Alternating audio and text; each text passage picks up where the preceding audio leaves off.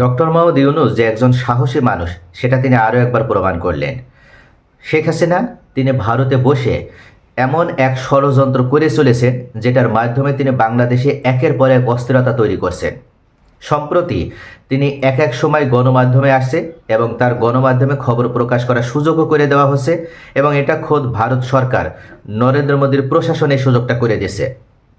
আর এই সুযোগটাকে কাজে লাগিয়েই শেখ হাসিনা বাংলাদেশে থাকা তার যে নেতাকর্মীরা রয়েছে তাদেরকে উদ্বুদ্ধ করার চেষ্টা করছে। শেখ হাসিনা মনে করছে যে বাংলাদেশে তার যে নেতাকর্মীরা রয়েছে তাদেরকে উদ্বুদ্ধ করে নাশকতামূলক কর্মকাণ্ডের মাধ্যমে এই সরকারের পতন ঘটাতে হবে। তারা ইউনূস সরকারকে সম্পূর্ণ অবৈধ সরকার মনে করে এবং যার কারণে একের পর এক ষড়যন্ত্র অব্যাহত রেখেছে। তবে ডক্টর মোহাম্মদ ইউনূস তিনি যে এমন একজন সাহসী ব্যক্তি যার সামনে ভারত বলে কোনো কথা নাই, বিশ্বের যে কোনো শক্তিশালী রাষ্ট্রও যে মাথা নত করতে বাধ্য সেটা তিনি প্রমাণ করে দিলেন। ভারত হয়তো এই বিষয়টি অনুধাবন করতে ভুলে গিয়েছে যে ৭১ সালের পরে বাংলাদেশে এমন সাহসী সরকার কখনো কিন্তু ক্ষমতায় আসেনি। তারা নিজেদের ইচ্ছা মতন যে কোনো সময় বাংলাদেশকে ব্যবহার করার জন্য তাদের পছন্দ মতন রাজনৈতিক দলকে ক্ষমতায় বসানোর চেষ্টা করেছে এবং সর্বশেষ শেখ হাসিনাকে তারা দীর্ঘ ১৬ বছর ক্ষমতায় রেখে বাংলাদেশকে ব্যবহার করেছিল।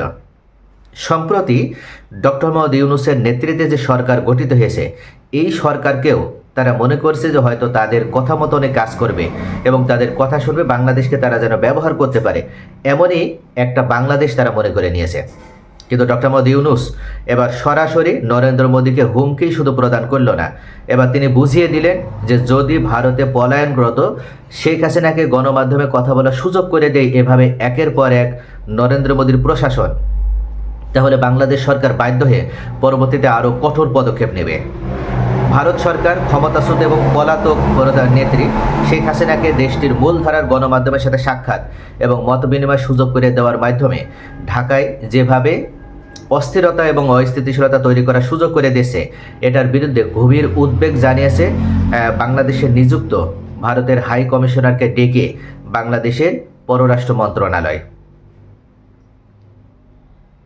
পররাষ্ট্র মন্ত্রণালয় জানিয়েছে মানবতা বিরোধী অপরাধের দায়ে বিচারাধীন এক কুখ্যাত পলাতক আসামিকে আশ্রয় দিয়ে এমনিই অপরাধ করেছে ভারত। আবার তারা বাংলাদেশ বিরোধী বিভিন্ন বিদ্বেষ ছড়ানো এবং দেশের সন্ত্রাসী কর্মকাণ্ডেও উস্কানি দেওয়ার মতন বক্তব্য প্রসারের সুযোগ করে দেওয়ার মাধ্যমে দু দেশের ভিতরে যে বন্ধুত্বমূলক সম্পর্ক, যে গঠনমূলক এবং সম্পর্ক, এই সম্পর্ক নষ্ট করে দিয়েছে।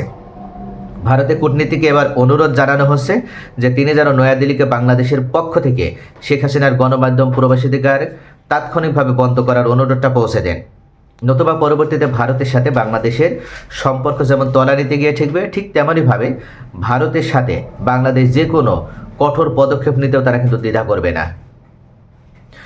ভারত যে কোনো সময় বাংলাদেশকে চায় উস্কানিমূলক কর্মকাণ্ড অব্যাহত রাখার মাধ্যমে বাংলাদেশের শান্তি শৃঙ্খলা বিনষ্ট করতে এবং এটার মাধ্যমে ভারত ঘোলা পানিতে মাছ শিকার করতে চায়। বিশেষ করে ভারত চায় শেখ হাসিনাকে আবার পুনর্বাসিত করতে, আওয়ামী লীগকে পুনর্বাসিত করতে। কিন্তু শেখ হাসিনা গণমাধ্যমে এসে যতই তিনি অডিও বার্তা প্রকাশ করুক না কেন, তার যে কর্মীরা শান্তিতে এই দেশে বসবাস করছে তারা কিন্তু শেখ হাসিনার ফাঁদে পা দিচ্ছে না। মুষ্টিমেয় গুটি কয়েক যারা হয়তো টাকার লোভে পড়ে এই সমস্ত অন্যায়মূলক কাজে বা এই সমস্ত ফাঁদে পা দিচ্ছে তারাও কিন্তু অল্প কয়েকজন তাদের সংখ্যা এবং তারা ধরা পড়ছে। তবে বেশিরভাগ আওয়ামী লীগের নেতাকর্মী যারা দেশের ভিতরে কিলি নেমেছে তারা কিন্তু আওয়ামী লীগের বা শেখ হাসিনার এই পাতা ফাঁদে পা দিচ্ছে না এবং তারা শান্তিতে বসবাস করার যে সুযোগটা পেয়েছে এই সুযোগ তারা হাতছাড়া করতে চাচ্ছে না। তবে বারবার যদি ভারত এমন অন্যায় সুযোগ করে দেওয়ার মাধ্যমে শেখ হাসিনাকে গণমাধ্যমে আসার সুযোগ করে দেয়, সেক্ষেত্রে কিন্তু বাংলাদেশের বর্তমান এই সাহসী সরকার ইউনূস সরকার তিনি কিন্তু বা ডক্টর মোহাম্মদ ইউনূস যে কোনো সময় কঠোর পদক্ষেপ নিতে কিন্তু দ্বিধা করবে না। অর্থাৎ ভারতের বিরুদ্ধে চোখে চোখ রেখে কথা বলার মতন সরকার দেশ স্বাধীন হওয়ার ৫৪ বছর পার হয়ে গেলেও এখনও কিন্তু ক্ষমতায় আসেনি, যেটা ডক্টর মোহাম্মদ ইউনূস সরকার দেখিয়ে দিয়েছে যে ভারত বলে নয় বিশ্বের যে কোনো শক্তিশালী রাষ্ট্র হোক না কেন অন্যায় করলে তাদের সাথে সমানভাবে বা চোখে চোখ রেখে কথা বলার মতন ক্ষমতা এই বাংলাদেশের রয়েছে।